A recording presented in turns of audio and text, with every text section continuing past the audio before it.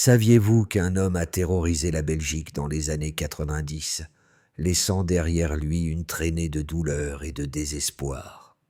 Marc Dutroux, un nom qui évoque l'horreur, a été au cœur d'une des affaires criminelles les plus choquantes de l'histoire du pays. Tout a commencé en 1995, lorsque deux jeunes filles, Julie et Mélissa, ont disparu sans laisser de traces.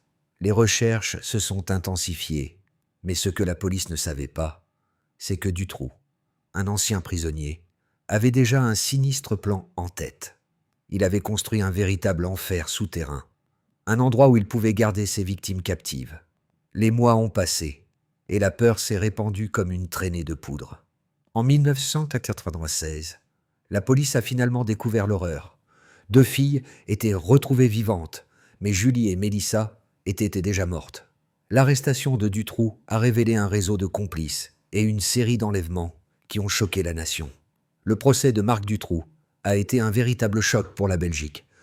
Les témoignages des familles, la douleur des victimes, tout cela a mis en lumière les failles d'un système qui avait échoué à protéger les plus vulnérables. En 2004, il a été condamné à la réclusion à perpétuité. Mais les cicatrices laissées par ces actes demeurent.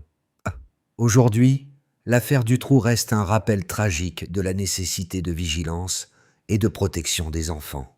Une histoire qui continue de hanter les esprits, un appel à ne jamais oublier.